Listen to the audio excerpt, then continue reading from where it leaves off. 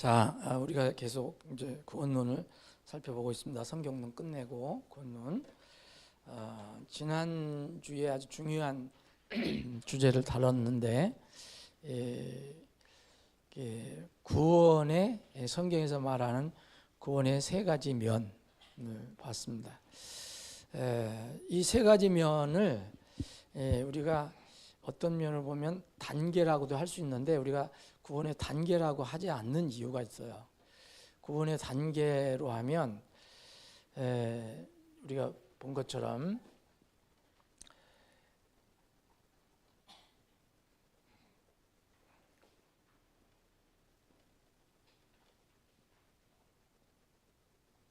우리가 삼면성을 이렇게 살펴봤잖아요. 성경에서 다 얘기합니다. 과거형으로도 얘기하고, 현재형으로도 얘기하고, 미래형으로도 얘기합니다.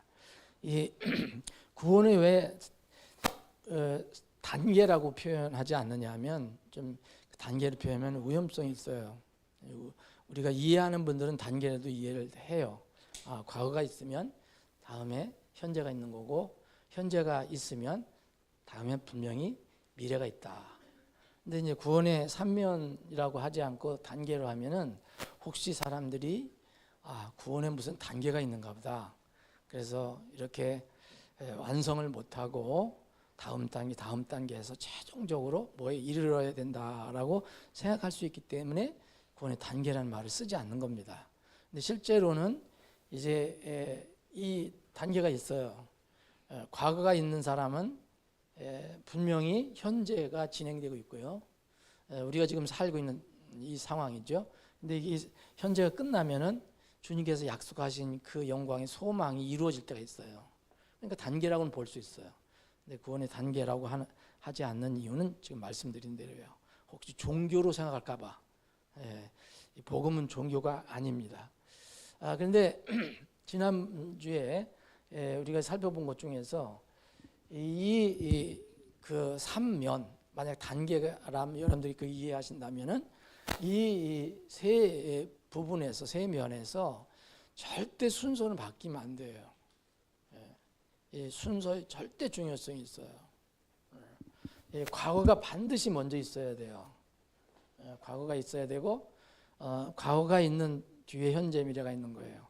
그런데 흔히 이제 지금 복음을 잘못 이해하는 분들은 이런 어려움에 처할 수가 있어요. 어떤 어려움에 처했느냐면, 이 과거하고 현재하고 미래하고 이렇게 연결이 돼 있는데, 이 복음을 굉장히 강조하는 분들, 복음 강조하면 할수록 좋지만, 그래서 내가 구원을 받았다, 이거에만 강조를 하고 이게 진행이 안 되는 경우가 있어요. 근데 지금 고린도후서 1장 14절에 우리가 본 것처럼 하나님께서는 건지셨고 또 건지시며 또 앞으로 건지실 것이라 했잖아요. 근데 이것만 있고 이게 없는 사람들은, 여기로 딱 단절이 된 사람들은 이제 좀 문제가 있어요. 이런 교리도 있고, 이런 어떤 그 교회에서도 이걸 강조하는 사람들이 있어요. 물론 이거의 반작용이라고 봐요. 여기만 있는 사람들에 대한 반작용이라고 하는데, 이렇게 하게 되면은 이제 구원을 받았다는 것만 강조를 하게 되면, 성경은 세 개를 다 얘기하는데, 이것만 얘기하면 어떻게 해야 되느냐면 삶에 질서가 없어지고 문제가 생길 수 있어요.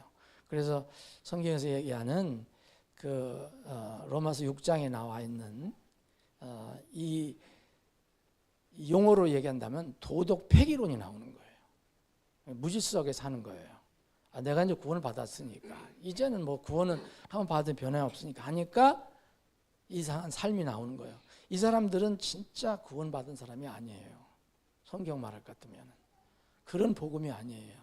그래서 이런 것이 아니라라고 이 바울 사도 때도 그런 사람들이 있었어요. 항상 이론은, 항상 교리는 어느 시대에나 있어요.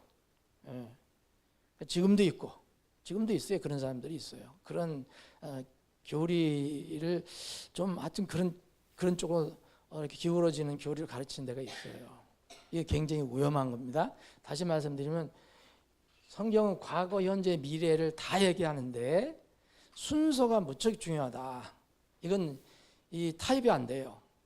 이건 타입을 하면 안 돼요. 과거 다음에 현재가 있고 현재 다음에 미래가 있는 거예요. 예. 근데 과거에만 있고 현재 미래를 얘기 안 하는 사람들은 도덕 폐기론, 성경에서 얘기하는 도덕 폐기론자, 마음대로 사는 사람, 그런 사람들은 지식은 혹시 가지고 있을지 몰라요. 근데 이 마음에 이 믿음이 없기 때문에 삶의 변화가 없어요. 이걸 얘기하고요. 순서 굉장히 중요한 겁니다. 그래서 어떤 사람은 또 현재를 얘기하고 또 강조하기 위해서 미래를 얘기했어요. 이건 뭐죠? 여기를 강조하면 이건 종교예요. 종교. 과거가 없어요. 주님을 만난 사실이 없어요. 내가 죄 씻음 받은 사실이 없는 거예요. 소위 얘기하면 거듭났다는 거, 다시 태어난 사실이 없는 거예요. 이 밤에 예수님을 찾아왔던 니고데모가 어떤 삶을 살았어요? 그때 니고데모가 예수님을 찾아왔을 때의 삶은 이거는 있었어요. 미래. 나는 하나님을 믿기 때문에 이런 어떤 미래에 대한 소망을 가지고 있는데 과거가 없는데 어떻게 미래가 연결돼요? 이거 불가능한 거예요. 그래서 현재 미래만 강조하는 사람들은 어디에 빠져 있는 거냐? 여전히 종교에 빠져 있는 거예요. 복음에 아직 들어가지 못한 거예요. 그럼 성경에서 얘기하는 정말 하늘의 소망을 가지고 기다리는 사람들은 뭐냐면 이 순서가 정확하게 과거의 어느 한 시점이 있어요. 여러분들이 그 시점을 정확히 몰라도 돼요. 이 어느 시점 있잖아요. 예수님 내가 받아들이고 죄를 다 용서받고 뭐 죄가 남았다고 그러면 안 되고 죄를 다 용서받고 이제 하나님의 자녀가 된 그때가 있어요. 근데 그때가 있는 사람은 현재가 있다는 거예요. 어떻게 하느냐? 주님과 동행하는 거예요. 근데 이 현재에서 막 사람들이 넘어지기도 하고 곁길로 가기도 하고 밑으로 빠지기도 하죠. 이게 이제 그 삶이에요. 삶, 우리 삶. 그래서 성경은 이 삶에 대해서 이렇게 얘기를 많이 하는 거예요. 이렇게 해라, 저렇게 해라. 이렇게 했으면 다시 이렇게 일어서라. 격려해라, 도와줘라, 서로 사랑해라. 이게 현재의 삶이에요. 현재 삶. 이게 없는 사람들은 이상한 거죠. 이게 어디서 주로 많이 이루어집니까? 교회라, 주님께서 교회를 세우셔서 이 교회에서 현재의 삶을 살게 하신 거예요. 가정에서도 할 수 있고 여기서도 할 수 있지만 교회 중심의 삶이에요. 이게 교회 중심의 삶. 근데 여기는 이제 이 현재가 끝날 때가 있죠. 우여곡절을 겪고 주님이 오시는 것을 우리가 소망하며 살지만 여전히 어떤 피곤한 삶을 사잖아요. 지친 삶, 우리가 언제 주님 오실까? 지친 삶을 안아주시리 뭐 이런 찬양도 있잖아요. 이런 삶이에요. 근데 이제 어느 시점에 주님께서 약속하신 약속이 있어요. 그게 이제 이루어질 때가 미래예요. 이게 주님 오실 때잖아요. 주님 오실 때. 근데 이것만 생각하는 사람들은 여전히 아직 구원 못 받은 사람들이에요. 참 안타까운 거예요. 그래서 우리는 극단으로 다르면 안 된다. 여기에 빠져 있으면 종교고 여전히 아직도 해결받지 못한 종교에 빠져 있는 거예요. 기독교 종교인들도 많아요. 여러분들 아시는 것처럼. 기독교가 복음이 빠지면 종교가 돼버려요. 물론 다른 종교는 다 이거죠. 거의 다 이걸 얘기하잖아요. 그러니까 이 두 가지 순서, 이 세 가지 면에서 순서가 무척 중요하다. 여러분들 분명한 과거가 있으면 지금 현재 있어요.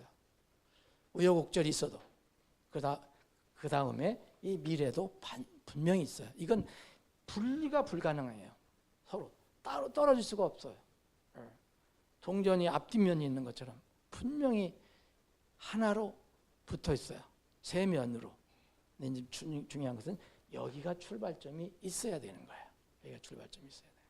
그래서 바울 사도도 계속해서 어디 가서 어려울 때 이제 막 그 신문을 받거나 핍박을 받을 때 그러잖아요.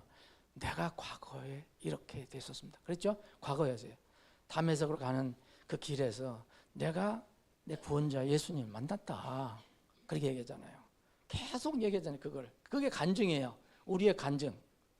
우리가 전하는 간증은 바로 내가 전에 어느 시점에 예수님을 이렇게 만나서 새 사람이 됐습니다 라는 것을 이야기하는 거예요.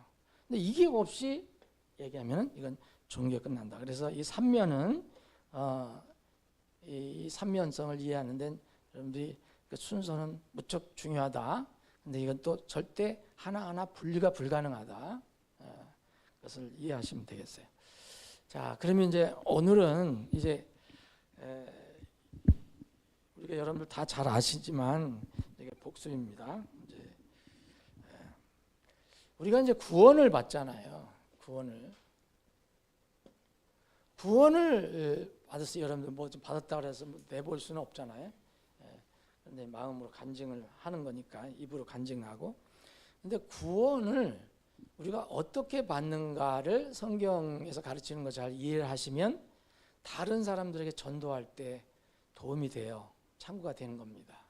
자, 그러면 구원은 뭘 통해서 받느냐면 복음을 통해서 받아요.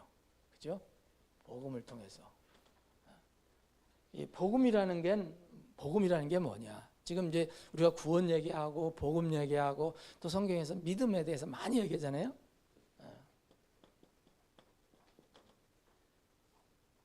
이 관계를 한번 생각해 보세요. 자, 하나님께서는 이렇게 방법을 정해 놓으셨어요. 사람이 정한 게 아니에요. 하나님께서 세상을 사랑하셔서 이제 자신의 독생자를 주셨어요. 그래서 누구든지 믿는 자마다 영원한 생명을 얻게 하셨어요. 이제 이것이 영원한 생명을 얻는 것이 구원인데 하나님께서는 무엇을 어떤 방법을 통해서 사람들에게 구원을 베푸시냐. 하늘문을 열시고 소리를 갑자기 지르셔서 너 구원받아라 이렇게 하신 게 아니라 어떤 과정, 어떤 방법을 정해 놓으셨단 말이에요. 그게 이거예요. 구원. 그러면 구원은 어떻게 생기느냐, 어떻게 산출이 되느냐, 어떻게 열매가 맺어지느냐, 나오느냐, 이거예요. 이게. 구원, 복음 플러스 믿음이에요. 복음하고 믿음이 연결이 돼야지 구원이 나와요. 이게 뭔가 빠지면 안 돼요. 복음만 있어요. 복음은 이미 하나님께서 정해 놓으신 거죠. 복음이라는 건 기쁜 소식이잖아요. 기쁜 소식. 복이 되는 소식이에요. 그런데 이 복이 되는 소식은 지난번에도 말씀드린 대로 하나님의 속성을 우리가 이제 알고 우리 인간의 본질을 알게 되면 하나님께서 우리 전능하신 하나님께서 사람들을 구해 놓으시려면은 어떤 일을 하셔야 되느냐. 우리가 하나님 앞에 당당히 나갈 수 있게 되는 것, 구원받게 되는 것은 두 가지 하나님 속성이 완성이 돼야 돼요. 그러기 전에는 우리가 하나님께 나갈 수가 없어요. 자, 하나님 두 가지 속성은 뭐라 했어요? 거룩이시잖아요. 거룩하심, 공의예요. 그리고 이거는 공의는 뭘 요구해요? 죄를 절대 용납이 안 되는 거예요. 그러니까 나중에 심판이 있는 거예요. 심판. 이게 거룩이에요. 심판. 이 하나님의 속성이 하나가 있고 그 다음에 뭐예요? 그 다음에 서랑에서 얘기하는 사랑이라는 거예요. 사랑. 하나님의 큰 여러 가지 속성 중에서 두 가지를 얘기하는 거예요. 이 사랑은 뭘 얘기합니까? 긍휼이죠. 우리를 불쌍히 여기는 거죠. 근데 이 긍휼을 여기신다 그러니까 뭘 하셔야 되느냐면 심판이 아니라 희생을 하시는 거예요. 하나님께서. 하나님께 자신을 희생하셔요. 그게 바로 독생자 예수님이에요.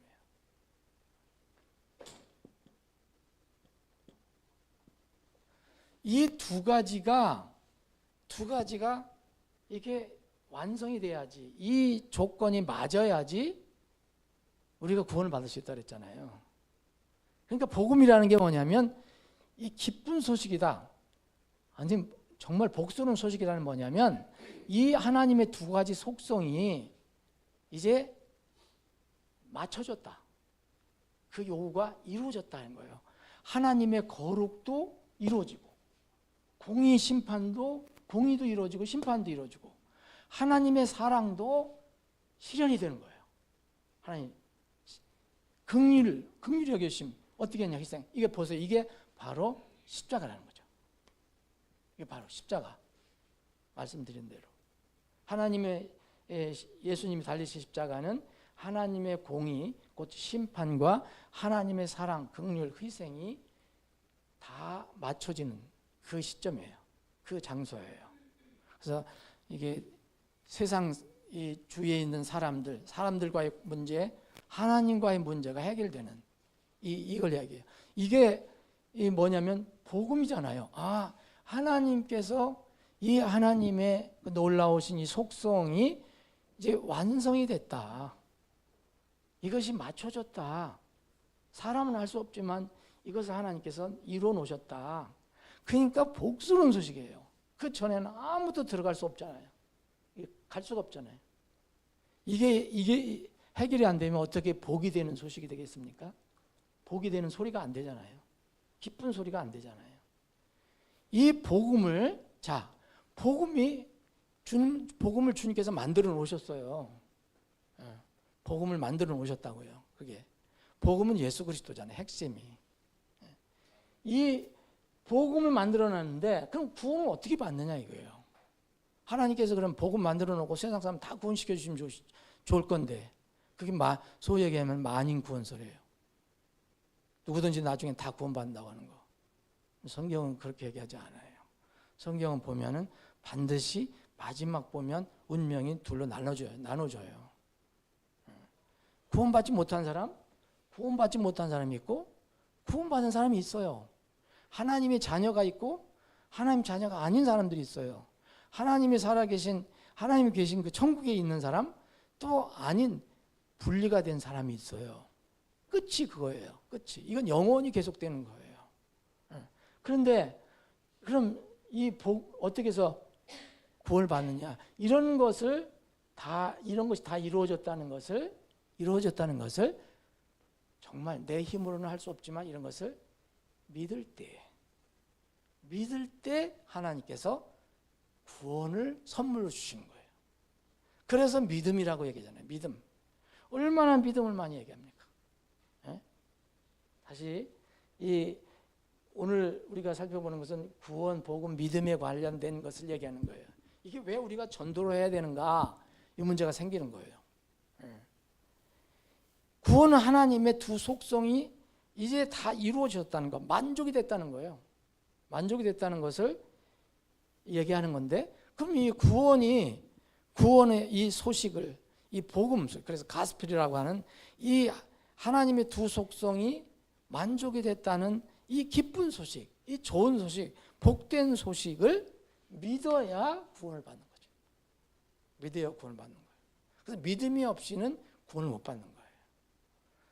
칼빈이 얘기한 예정론으로 누구는 믿음이 없어도 누구는 예정되기 때문에 구원받고 예정이 안 됐으니까 구원 못 받고 그게 성경 없어요. 그런 말 없어요. 그래서 이 성경은 계속해서 그렇게 얘기합니다. 이 복음이라는 것은 우리의 죄를 다 끝내놓으셨다는 거 아니에요? 하나님 두 속성이 만족이 됐다는 거잖아요. 우리가 죄가 있는 상태로 가면 하나님께 못 가니까 우리가 하나님께 갈 수가 있다. 이런 기쁜 소식을 이제 복음이라는데 이것을 이제 전해야 돼요. 우리가 전하는 거예요. 그래서 하나님께서는 이것을 전하라 그렇게 얘기한 거예요. 구약에서는 하나님 사람들 세우셨고 예언자들 세우셨고 또 신약에 와서는 이제 침례자 요한이 시작하고 또 예수님이 또 오셔서 또 전하시고 또 예수님이 세우신 12 제자들 70인 제자들 그리고 수많은 이 제자들 그리고 또 주님이 승천하실 때는 교회에게 맡겨주시고 가셨어요. 그게 우리가 하는 게 복음 전하는 거잖아요. 그게 복음이 뭔지를 아셔야 되죠, 여러분들. 복음이 뭔지. 우리의 죄 문제를 다 끝내놓으셨는데 죄가 있다면 반드시 심판을 받아야 되잖아요. 하나님 거룩하시니까. 죄 문제를 어떻게 해결했냐? 심판을 받아야 되는데 대신 심판을 하나님께서 당신의 아들 사랑하는 독생자 예수 그리스도를 에게 이 문제를 맡기신 거예요. 희생을 시켜버렸어요. 이게 하나님 사랑이라 했어요. 우리가 하나님 사랑한 게 아니라 하나님께서 우리를 긍휼히 여겨 주셔서 그냥 사랑하셨다. 이 두 가지 속성이 이루어졌어요. 근데 이 기쁜 소식을, 이 복음을 전해야 되잖아요. 전하지 않으면 사람들이 몰라요. 그래서 이 문제가 생겨서 믿음이라는 것 때문에 우리가 전도를 하는 거예요. 자, 다시 구원은 복음과 믿음이 플러스가 될 때 생산이 된다. 나온다. 그럼 믿음은 누가 하는 겁니까? 여기까지는 다 해놨어요. 하나님께서. 그건 사람이 하는 거예요. 사람이. 물론 믿음도 주님부터 온다고 하지만 어쨌든 주 예수를 믿으라 그러잖아요. 주 예수를 믿으라. 그러면 내가 구원을 받고 내 집이 구원을 받으리라. 믿음이 없으면 이제 구원을 받지 못하는 거예요. 하나님께 다 해놓으셨기 때문에. 이제 그럼 복음을 이렇게 복음답게 만들어 놓는 것이 바로 믿음이에요. 이것이 이제 이 복음을 받을 수 있는, 구원의 선물을 받을 수 있는 통로라고 해요. 통로. 에베소 2장 8절 9절에 잘 아시는 것처럼 우리가 은혜로 구원을 받는 게 하나님 은혜로. 근데 뭐를 통해 받는다고요? 믿음을 통해 받는다 그래요. 믿음을 통해 받는 거예요. 하나님께서 다 은혜를 선물 준비해 줬는데 사람께 가려면 뭐가 있었냐면 그 하나님과 사람 사이에 통로가 있어야 된다는 거예요. 통로. 그것이 믿음의 통로예요. 믿음이 있어야 하나님과 연결이 됩니다. 그래서 우리는 이 통로를 바로 당신들이 믿어야 이 통로가 이루어진다는 것을 알려주기 위해서 전하는 거예요. 구원의 선물은 복음을 통해 알려지고 또 복음을 통해 알려진 이 선물은 사람의 믿음을 통해서 최종적으로 그 사람에게 개인 소유가 되는 거죠. 하나님께 준비하신 구원이 그 사람에게까지 이루어지는 거예요. 그래서 이것을 바울 사도가 계속 이제 서신서에 강조를 했는데 특히 이제 유대인들에게 이제 그들은 하나님의 존재를 믿습니다. 하나님 존재를 믿는데 하나님께서 어떻게 하셨는가, 그 아들 예수 그리스도를 통해서 어떻게 하셨는가는 모형만 믿고 있었어요. 예표. 성전이나 성막에서 동물 제사 드리는 거 그것만 믿고 있었어요. 근데 그 예표가 바로 예수님이라는 것을 여전히 깨닫지 못하고 있었죠. 그건 믿음이 없는 거예요.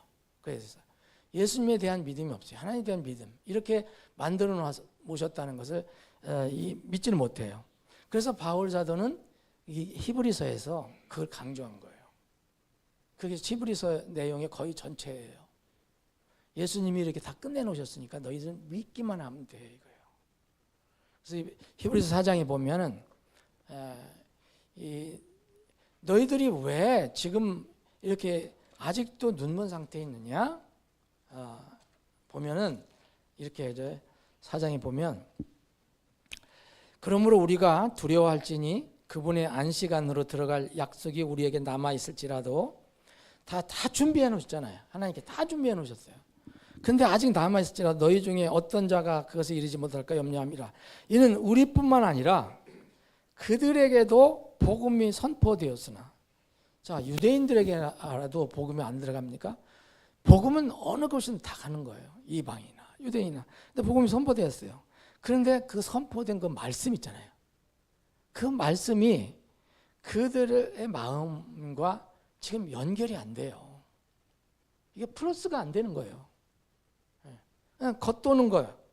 자, 여기 이렇게 말씀했습니다. 선포된 그 말씀이 그것을 들은 자들 속에서 믿음과 섞이지 않았으므로 이렇게 연합이 안 됐다는 거예요.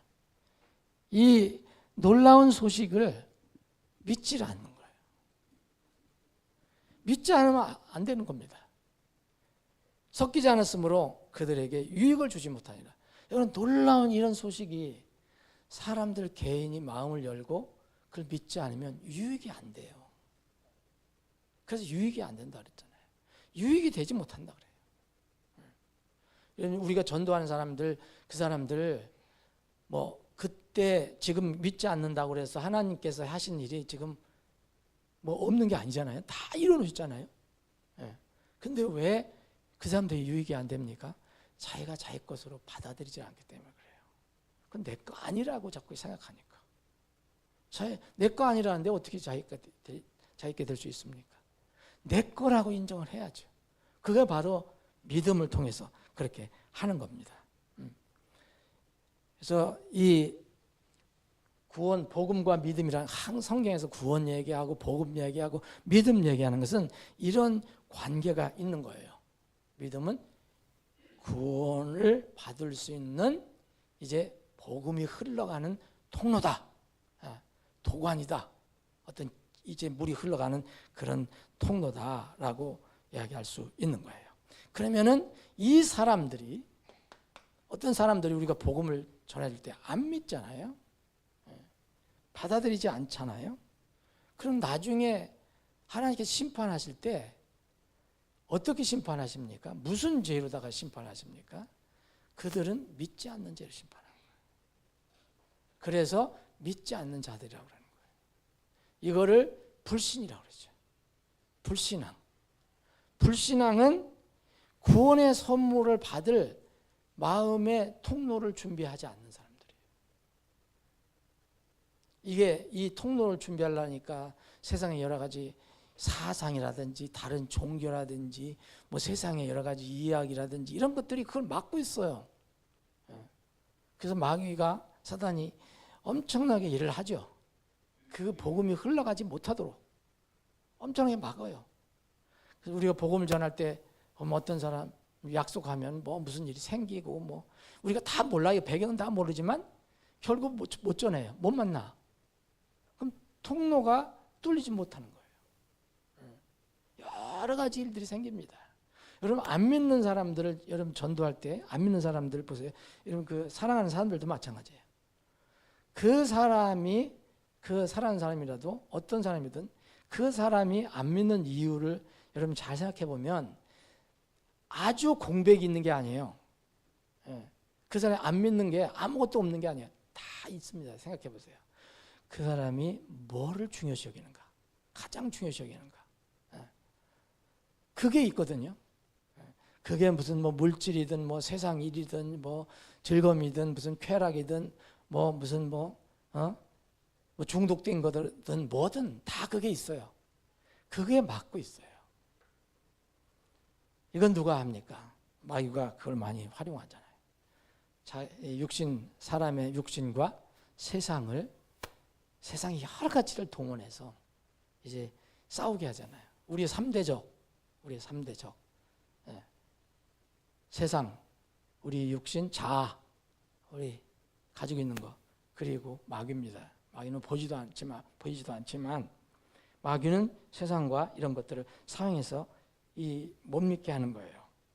그래서 믿지 않는 사람들이 나중에 심판을 받는데, 이 사람들은 오늘 이 말씀을 근거라면 이 복음을 받을 수 있는 이 도관, 통로를 준비 안 하려고 하는 사람이에요.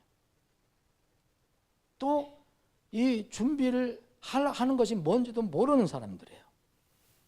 이런 사람들을 이제 믿지 않는 사람들이라고 하잖아요. 불신앙이, 그게 바로 불신앙입니다. 불신앙. 그래서 성경을 보면은 여러분 그 마지막에 요한계시록에 보면 심판하는 사람들이 목록이 나오잖아요. 요한계시록을 보면 목록이 나오는데 이런 배경이 있는 겁니다, 여러분.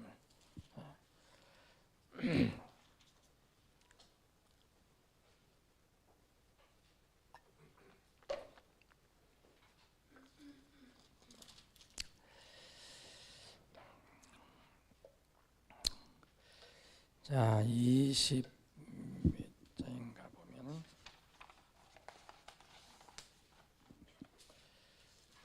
21장 보면은요.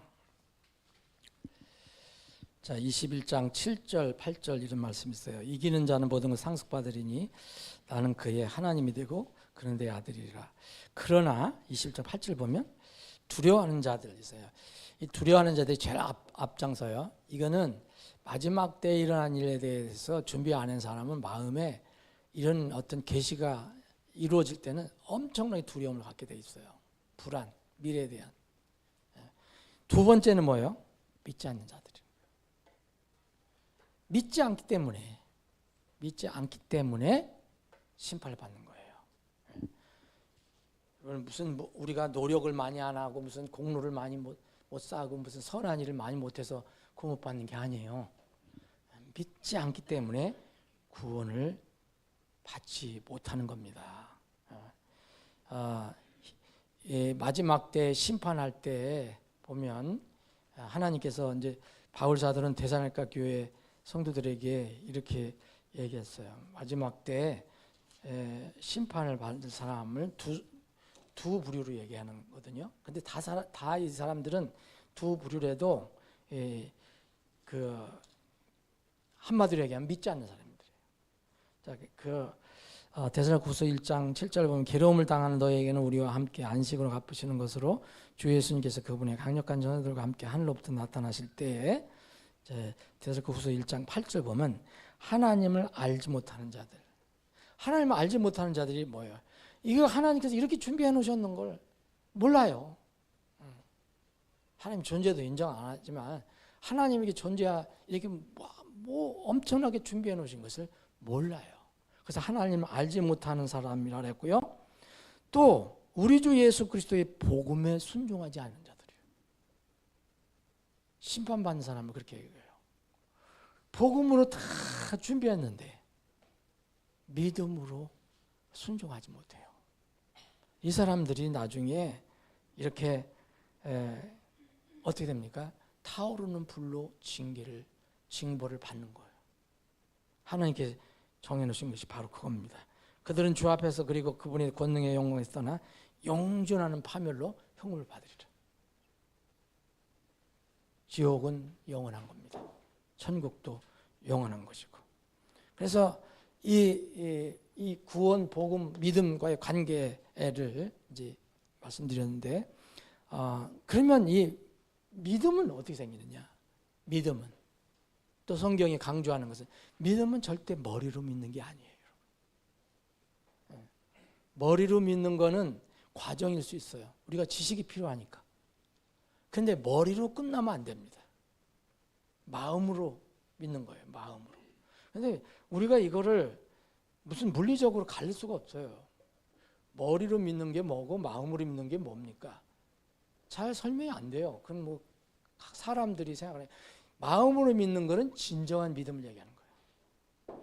머리로 믿는 거는 지식을 받아들이되 자기 진심, 마음으로 그걸 받아들이지 않는 것을 얘기해요. 처음엔 지식이 필요하죠. 그래서 성경을 보면은요. 그래서 마음을 강조한 거예요.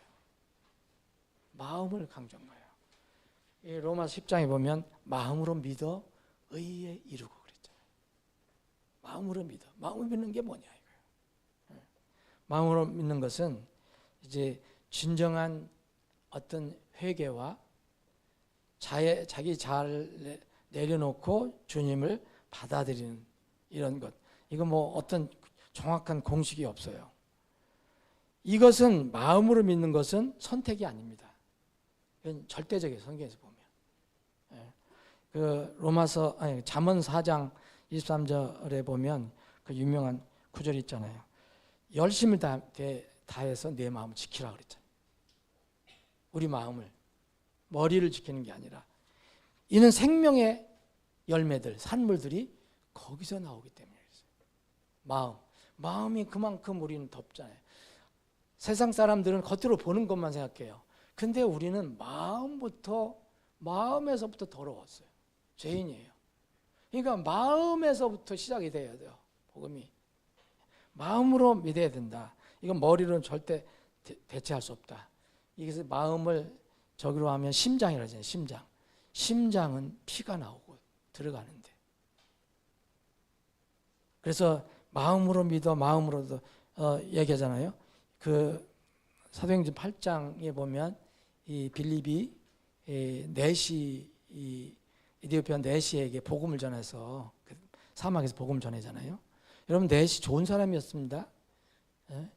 그 예루살렘까지 가서 명절에 가서 그렇게 할 정도면 대단한 사람이에요.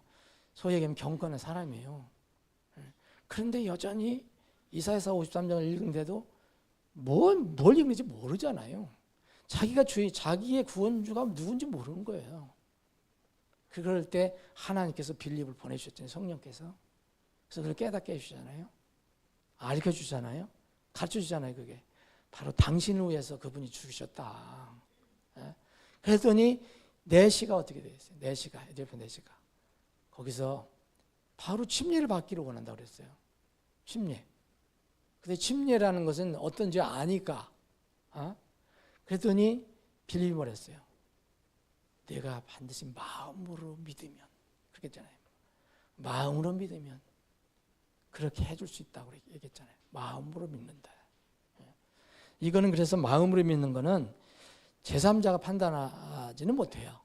본인이 하는 거예요. 근데 이게 마음으로 믿는, 진실을 믿는 사람들이 침례에 순종하고 또 삶의 간증이 나타나요. 근데 마음으로 진실을 믿지 않고 머리로만 믿은 사람들은 삶이 안 변해요.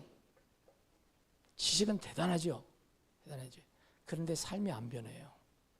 그래서 삶이 단순하게 믿고 삶이 변하는 어린아이가 낫다는 거예요.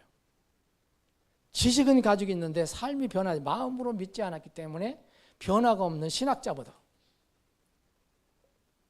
그래서 마음으로 믿는 것이 굉장히 중요하다. 이걸 성경에서 보면 계속 주님도 강조해요. 마음은 모든 것보다 거짓되다 그랬잖아요. 예레미야. 마음은 모든 것들보다 더 거짓되다. 지극히 사악하니 누가 그것을 알 수 있으리요. 마음에서부터 안 되고 마음 놔두고 이 머리로 하면 그게 바로 바리새인이었잖아요. 바리새인. 마음은 놔두고 계속 머리로만, 지식으로만. 마음에서 나오는 죄들이다. 마음에 선한 데서 보고해서 그것이 나오고 마음에 더러운 것이 나온다. 그래서 마음으로 구원을 받는 겁니다. 그래서 오늘 간단하게 구원은 복음과 믿음이 하나가 될 때 구원이 산출이 된다. 나온다. 이 믿음은 바로 구원을 받을 수 있는 복음의 통로인데 이 믿음은 머리가 아니라 성경은 마음을 강조한다. 마음으로 믿는 것이다. 이것만 생각해 보시면 되겠습니다. 아버지 하나님, 오늘도 저희들이 구원에 대해서 주님께서 가르쳐 주신 부분을 살펴봤습니다. 우리가 익숙한 부분이지만 우리가 마음을 다해서 다른 혼들에게 이 놀라운 복음을 전할 때에 우리가 더 이 말씀에 무장돼서 잘 전하고 잘 인도해서 열매를 맺을 수 있게 해 주옵소서. 이 시간 이후로 진행되는 모든 절차에도 주님께서 함께 하실 것을 믿고 감사드리며 거룩하신 예수님의 이름으로 기도합니다. 아멘.